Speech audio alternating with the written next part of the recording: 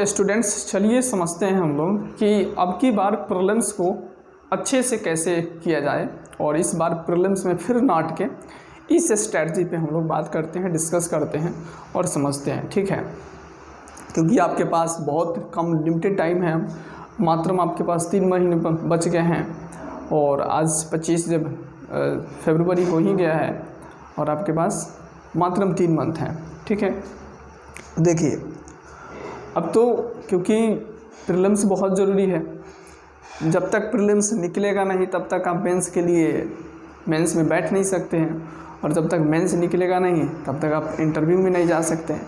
तो प्रीलिम्स मतलब सबसे पहले फर्स्ट स्टेज है। प्रीलिम्स वह दरवाज़ा है, प्रीलिम्स वह गेट है जिसको आप तोड़ दीजिएगा और जिसको आप खोल दीजिएगा तो आप उस टारगेट को पा सकते हैं जो आप चाहते हैं। क्योंकि देखिए, जब आप प्रीलिम्स निकाल लेते हैं ना, तो रियलिटी क्या है कि आपके अंदर एक कॉन्फिडेंस पैदा होता है, समझे, विश्वास, जैसे विश्वास बोलता है ना, वो विश्वास पैदा होता है। और किसी भी काम को करने के लिए, संसार के किसी भी काम को करने के लिए सबसे ज़रूरी होता है सेल्फ कॉन्फिडेंस। ठीक है, सेल्फ कॉन्फिडेंस बहुत ज़रूरी है। एग्जांपल देता हूँ आपको, ठीक है, आते हैं इस पर भी आते हैं, लेकिन बताते हैं आपको कि प्रीलिम्स निकलना क्यों ज़रूरी है। क्योंकि प्रीलिम्स जब तक नहीं निकलेगा ना तब तक आपका एस्टीम बहुत लो रहेगा, है ना। जो सेल्फ एस्टीम होता है ना, जिसके दम पे आदमी चलता है, आगे बढ़ता है, कोई काम करता है, वो बहुत लो हो जाएगा। तो जब जैसे कि सेल्फ कॉन्फिडेंस क्यों ज़रूरी है, जब भी आप इस एग्ज़ामिनेशन की तैयारी करने के लिए आई होइएगा, यानी जब भी स्टार्ट किए होइएगा, तो कोई ऐसा पॉइंट होगा या कोई ऐसा आपके अंदर कॉन्फिडेंस पैदा करने का कोई जुनून होगा, या कोई ऐसा आप चीज़ किए होइएगा, या कहीं भी कोई भी ऐसा काम तो ज़रूर किए होइएगा जो आपके अंदर क्या जुनून भरता है, आपके अंदर करेज देता है, आपको करेज देता है और आपको करेजफुल बनाता है, और आपके अंदर विश्वास पैदा करता है कि देखो तुम पास्ट में एक किया था, तुम ही बनता है जो कर चुका था, तब जाकर तुम आज यूपीएससी की तैयारी कर रहे हो और आईएएस बनने का ख्वाब देख रहे हो। तो वो जो विश्वास और जो बिलीव है, उसी बिलीव के ऊपर आप इस यूपीएससी जैसे एग्जामिनेशंस में अब बैठने के लिए तैयार हो, यानी प्रिपरेशन कर रहे हैं आप, क्योंकि कॉन्फिडेंस दिया है आपको, वो चीज़ आपको कॉन्फिडेंस दिया है कि तुम कर सकते हो। तो ठीक इसी तरह अगर इस एग्जामिनेशन को फोड़ना है, ठीक है, आईएएस बनना है, तो जब आप प्रीलिम्स निकाल लेते हैं ना तो आपके पास बहुत कॉन्फिडेंस रहता है, सेल्फ जो बिलीव होता है ना वो बहुत बढ़ जाता है। आपके पास एक बार रियलाइज़ करने का मौका मिल जाता है कि भाई तुमने एक बार प्रीलिम्स निकाल चुका है। जब भी आपको सेल्फ डाउट होगा ना, जब भी अपने आप को लगेगा कि यार अब क्या ही करूँ, तो जब भी सेल्फ डाउट होगा तो ये जो प्रीलिम्स जो निकाला हुआ रहेगा आपका, भले आपका मेंस ना हो, इंटरव्यू ना हो, कोई बात नहीं है, लेकिन सेल्फ एस्टीम को पैदा करने का और सेल्फ एस्टीम को बढ़ाए रखने का काम है आपका प्रीलिम्स करेगा। तो इसलिए प्रीलिम्स निकालना ज़रूरी रहता है। देख लीजिए, जिसका प्रीलिम्स नहीं निकलता है ना वो बहुत डीमोटिवेटेड रहता है। ठीक है, एक तो कहता है कि यार इतने दिन से प्रिपरेशन कर रहा हूँ, अभी तक प्रीलिम्स भी नहीं निकला, ये स्टेटमेंट्स भी अपने आप में समझ रहे हैं ना, तो बहुत डीमोटिवेटिव फैक्टर रहता है कि जब भी आपका प्रीलिम्स न निकले तो इसलिए प्रीलिम्स अगर निकल जाए, देखिए प्रीलिम्स उस बंदे से नहीं निकल रहा है जो ऑलरेडी सिलेबस कंप्लीट कर चुका है, या देखिए प्रीलिम्स नहीं निकलता किससे है, एक तो रिवीजन नहीं किया हुआ है, दूसरा यूपीएससी का पैटर्न नहीं समझा है, PYQ कभी लगाया ही नहीं है ना, और क्या बोलता है मॉक टेस्ट लगाएं लेकिन एनालाइज नहीं किए, मतलब खाने भर से थोड़ी ना होता है, उसको पचाने से भी ना होता है। तो सिलेबस कंप्लीट कर लिए इसका मतलब थोड़ी ना है कि आपका प्रीलिम्स हो ही जाएगा। अब उसमें भी CSAT है, तो CSAT भी ज़रूरी है। तो यहाँ तो बहुत सारे मल्टीपल टेस्ट है ना, वो सबको पास करना पड़ेगा। एक तो ऐसा नहीं है ना कि एक हिस्ट्री पढ़ लिए, एक ज्योग्राफी पढ़ लिए और एक कोई और सब्जेक्ट पढ़ लिए, हो गया काम, यहाँ तक नहीं ख़त्म होता है। ठीक है, चलिए आप समझते हैं कि अब इसको, इस प्रीलिम्स को क्वालिफाई करने के लिए हम लोग थोड़ा ब्रॉड मैनर में कि किसको किस तरीके से अप्रोच करना चाहिए, किस स्टूडेंट्स के लिए कौन सा स्ट्रेटजी सही रहेगा, क्योंकि आप सब में बहुत अलग अलग स्टूडेंट्स होगा, कोई इस दूसरे कैटेगरी में होगा, कोई दूसरे कैटेगरी में, जैसे कोई एक ऐसा स्टूडेंट होगा, बहुत सारे स्टूडेंट्स ऐसे होंगे जो ऑलरेडी सिलेबस कंप्लीट कर चुके हैं, यानी साल, 1.5 साल, 2 साल से वो प्रिपरेशन कर रहा है, सिलेबस कंप्लीट कर चुका है, सारा सब्जेक्ट्स पढ़ चुका है, सी सेट भी लगभग उसका रेडी है, बस अब करना क्या है, रिवीजन या रिवीजन भी कर रहा है, ये भी हो सकता है। तो रिवीजन करना है और उसमें पीवाईक्यू देख चुका है या देखना बाकी है, और मॉक टेस्ट लगाना है, और उसके बाद प्रीलिम्स के पेपर में बैठना है। तो एक ऐसा स्टूडेंट्स होता है। दूसरा ऐसा स्टूडेंट जो लेट स्टार्ट किया है, जो साल भर है ना, साल भर मानिए 6 महीने पहले स्टार्ट किया है और सोचा है कि किसी तरह सिलेबस एक बार गो थ्रू कर जाऊँ, सिलेबस एक बार किसी तरह सिलेबस कंप्लीट करूँ। बात ये भी है कि देखिए यूपीएससी में ना सिलेबस कंप्लीट करना भी अपने आप में एक चैलेंज होता है, और जब आप सिलेबस कंप्लीट कर चुके हैं तो मैं गारंटी कह देता हूँ आपको कि आप सभी स्टूडेंट से हटके हैं।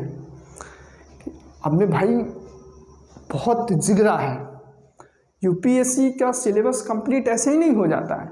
यूपीएससी का सिलेबस कंप्लीट करने का मतलब है कि आप बैठे हैं डेली टेबल और कुर्सी पे, आप डेली बैठे हैं, नोट्स बनाए हैं, प्रॉपर पढ़ाई किए हैं, इसका मतलब ये हुआ।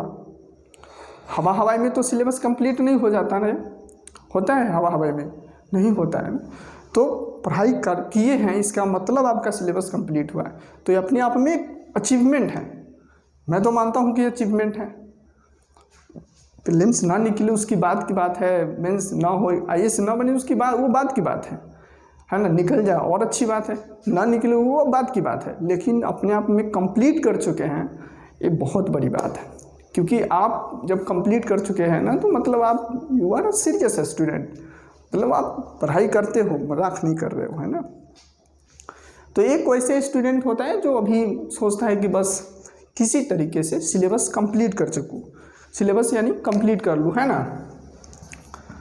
और एक ऐसा भी स्टूडेंट होता है कि मतलब किसी तरीके से अब की बार मेंस भार में जाए, इंटरव्यू भार में जाए, बस किसी तरह प्रीलिम्स निकाल लूँ, मतलब हाथ पाँव मार के, इधर उधर करके, छानबीन करके, पीवाईक्यू लगा के, मॉक टेस्ट लगा के, और जो भी मटेरियल इधर उधर से कलेक्ट कर लूँ और मैं किसी तरीके से प्रीलिम्स निकाल लूँ। तो एक ऐसा भी स्टूडेंट्स होता है, मतलब सिर्फ आप बोल सकते हैं कि प्रीलिम्स पास, है ना।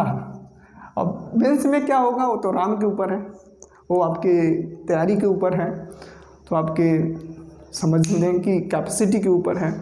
अब किसी के पास बैकग्राउंड अच्छा होता है ना, क्योंकि मेंस में क्या चेक करता है, आपका कैपेबिलिटीज़ ऑफ एनालिसिस चेक करता है कि आप किसी भी फैक्टर पे, किसी भी सब्जेक्ट पे कितने तरीके से आर्गूमेंट बना सकते हैं, और आपका व्यूज़ क्या है, आप किस तरीके से सोसाइटी को एक अच्छे मैनर में ले जा सकते हैं, मतलब किसी भी पॉइंट पे आप अपना क्या व्यूज़ रख सकते हैं। दूसरा थोड़ा फैक्चुअल नॉलेज, यही सब पूछता है, एनालिसिस करने का आपके अंदर कितना कैपेसिटी है।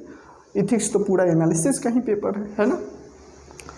तो जिसका बैकग्राउंड अच्छा है, थोड़ा पढ़ा लिखा है, मतलब अच्छा समझदारी रखता है, तो इसके लिए हो सकता है कि 6 महीने हैं, 6 महीने से पहले से तैयारी कर रहा है प्रीलिम्स, और अब प्रीलिम्स का डेट 3 महीना बचा, अब इतने दिन में पीवाईक्यू लगाएंगे और मॉक टेस्ट लगाएंगे, जम के तैयारी करेंगे, उसके बाद निकल जाएगा। तो इनके लिए आप बोल सकते हैं कि पीवाईक्यू भी है ना, इनके लिए पीवाईक्यू तो मस्ट है, पीवाईक्यू और आपका मॉक टेस्ट बहुत ज़रूरी है। तो मॉक टेस्ट बहुत ज़रूरी है। देखिए मॉक टेस्ट लगाना ही नहीं है सिर्फ, है ना, इसको एनालाइज भी करना है।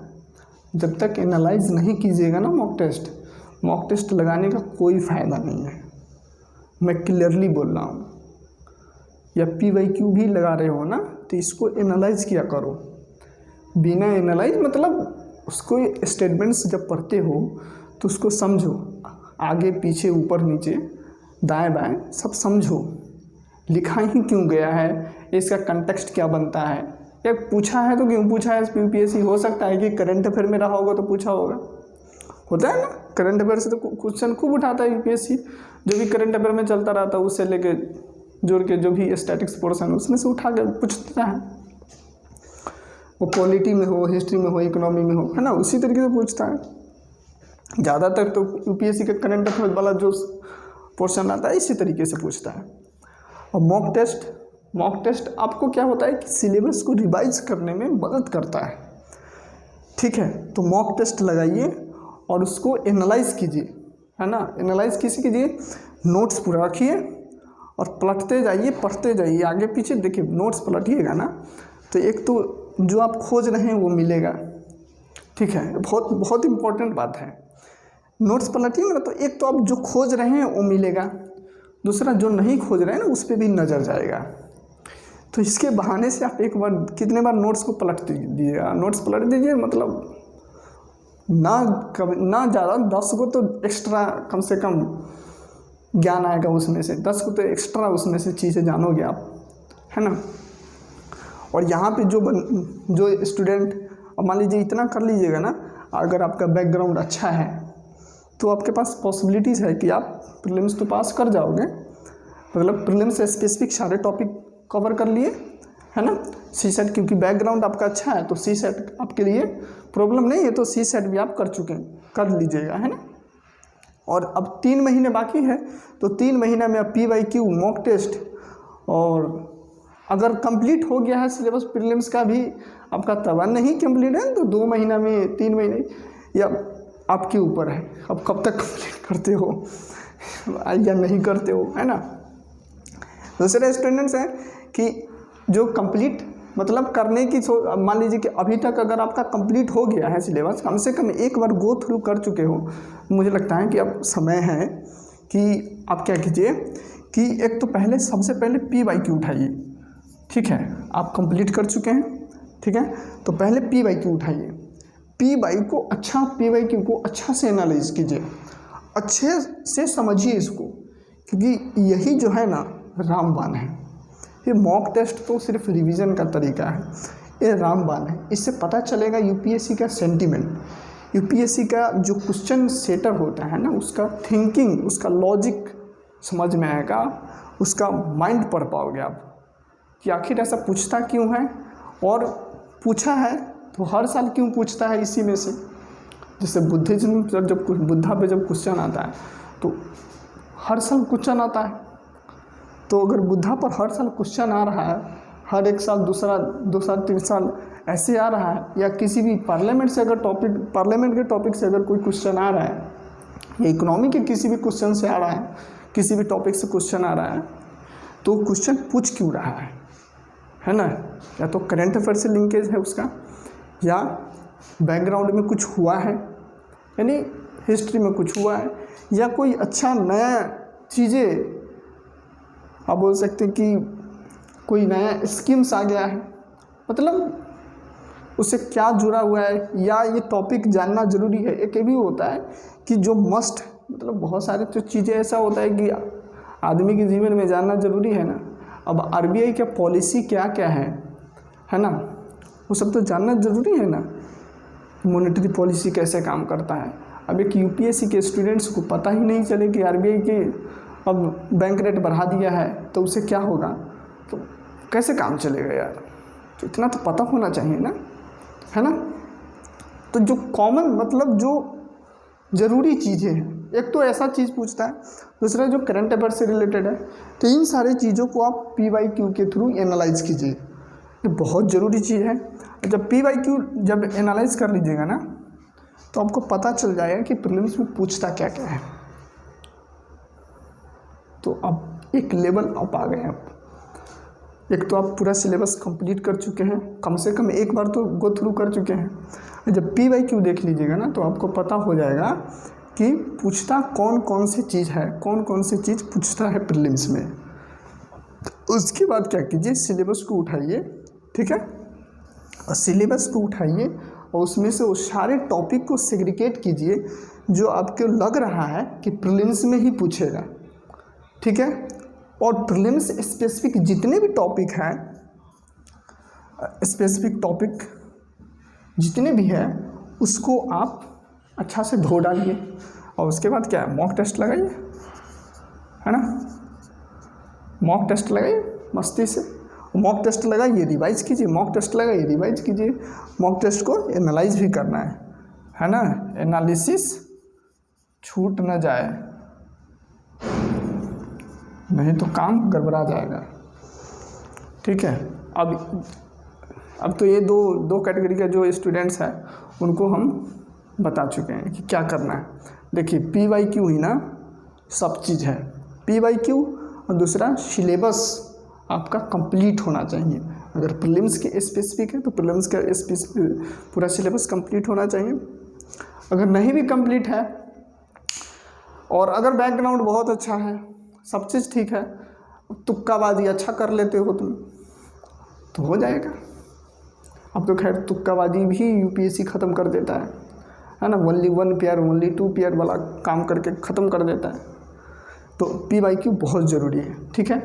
अब यहाँ पे देखिए कि आप अब उन स्टूडेंट से बात करते हैं जो मतलब कुछ ज़्यादा हैं, ऑलरेडी पहले से ही वो पढ़ाई कर रहे हैं, साल 1.5 साल 2 साल हो गया उनको। अब सोच रहे हैं कि अब की बार प्रीलिम्स देना है, सिलेबस कंप्लीट हो गया है और रिवीजन भी मतलब एक बार कम से कम एक बार तो गो थ्रू किए होइएगा। अगर नहीं किए हैं फिर भी अच्छी बात है, किए हैं फिर भी अच्छी बात है। अब भैया उतना समय कहाँ है कि अब आप जाइएगा पूरा सिलेबस को फिर से रिवाइज कीजिएगा, है ना। हाँ, अब इतना समय है कि आप प्रीलिम्स से रिलेटेड इस 3 महीने में ना, इस 3 मंथ में आप प्रीलिम्स से रिलेटेड है ना सारे सिलेबस को कंप्लीट रिवाइज कर सकते हैं, इतना टाइम है आपके पास। तो यहाँ पे जब अब मान लीजिए कि यहाँ पे मान लेते हैं कि आप सिलेबस कंप्लीट भी कर चुके हैं, थोड़ा मोड़ा रिवाइज भी कर चुके हैं, तो आपके फेवर में क्या है कि एक बार जो चीज़ें आप पढ़े हैं उसको कम से कम 1 बार 2 बार देख चुके हैं। देखिए क्या होता है ना कि दिमाग काम कैसे करता है, जब आप चीज़ों को बार बार देखते हो ना तो आपके सबकॉन्शियस माइंड में बैठ जाता है चीज़ें, भले ही याद ना रहे लेकिन जब आपके नज़र के सामने वो पढ़ता है ना चीज़ें, जैसे भी आप स्टेटमेंट्स पढ़ेंगे तो आपको क्लिक कर जाएगा, अरे ये तो मैं पढ़ा था वहाँ। तो रिवीजन इसलिए बहुत ज़रूरी होता है रिवीजन। अब मान लीजिए कि रिवीजन कर चुके हैं तो बस आराम से जाइए PYQ लगाइए, ठीक है, या PYQ भी लगा चुके हैं, PYQ भी देख चुके हैं। PYQ होता है कि सिलेबस अगर कंप्लीट है तो टीचर्स भी PYQ कभी कभी बता ही देता है, लगा ही देता है उसी के साथ। तो अगर PYQ लगा चुके हैं तो मैं कहूँगा कि एक बार और लगाइए और इसको एनालाइज कीजिए, ठीक है, एनालाइज कीजिए, तब ये काम चलेगा। जब तक एनालिसिस नहीं कीजिएगा ना तब तक काम नहीं चलेगा, क्योंकि एनालिसिस बहुत इम्पोर्टेंट है। आप अपने आप को कैसे जानते हो, जब खुद को अच्छे तरीके से समझते हो तब, है ना। तो आप इस एग्जामिनेशन सिस्टम को जानोगे कैसे, जब तक इसके क्वेश्चन पूछने के तरीक़ों को जानोगे नहीं तो। इसलिए PYQ बहुत ज़रूरी है। और जब PYQ जब एनालाइज हो जाए तो फिर मॉक टेस्ट लगाइए, है ना। मॉक टेस्ट तो मस्ट है ना, कि मॉक टेस्ट से क्या है कि आपका एलिमिनेट करने का जो तरीका है ना वो आपको डेवलप करेगा, एलिमिनेशन टेक्निक आपका डेवलप हो जाएगा। और आप दूसरा आपका स्पीड फास्ट हो जाएगा क्वेश्चन पढ़ने का, उसको सॉल्व करने का, प्लस में उसको लॉजिक लगाने का। सबसे बड़ा क्या होता है, लॉजिक वाला गेम। तो क्वेश्चन पढ़ना, उसको लॉजिक लगाना, इसको कहाँ से कनेक्ट करूँ, अगर ये नहीं तो ये नहीं, क्यों नहीं, है ना, ये सारे। क्योंकि लॉजिक ही UPSC में क्या होता है, 30-40 क्वेश्चन आता है, उसके बाद क्या है, सब लॉजिक पे चलता है, कॉमन सेंस पे चलता है। तो जितना आप रिकॉग्नाइज कर पाएँ तो ये बहुत ज़रूरी चीज़ है। अब 3 महीने में ना इतने अगर आप लोग कर लीजिएगा तो मैं श्योर हूँ कि प्रीलिम्स निकल जाएगा। इतना कर लीजिएगा ना। अब मॉक टेस्ट में आप अपने हिसाब से देख लीजिए कि 20 लगाइएगा, 30 लगाइएगा, सबकी कैपेसिटी अलग अलग होता है। अब कोई स्टूडेंट 10 मॉक में ही मस्त परफॉर्म कर रहा है उसका एलिमिनेशन टेक्निक अच्छा डेवलप हो गया, वो अच्छा कॉमन सेंस लगा ले रहा है, उसको पता है कि इतने क्वेश्चन मैं करूँगा तो इतना मेरा सही होगा, इतना गलत होगा। तो ये बहुत इंपॉर्टेंट चीज़ है। उसको पता हो गया कि इतना ही क्वेश्चन अगर मैं सॉल्व करूँगा तो मेरा काम हो जाएगा। और मतलब अपने अपने कैपेसिटी के हिसाब से मॉक टेस्ट लगाना जरूरी है। ये नहीं कि कोई टॉपर बोल दिया 60 लगाना है तो सिलेबस कंप्लीट नहीं है और 60 मॉक टेस्ट लगाने में लगे हैं, ऐसा नहीं करना है ना। आप लोग यूपीएससी के मतलब आईएएस का सपना देखते हो तो थोड़ा तो अपना कॉमन सेंस यूज किया करो, किसी का भी बात रैंडम मत फॉलो करो।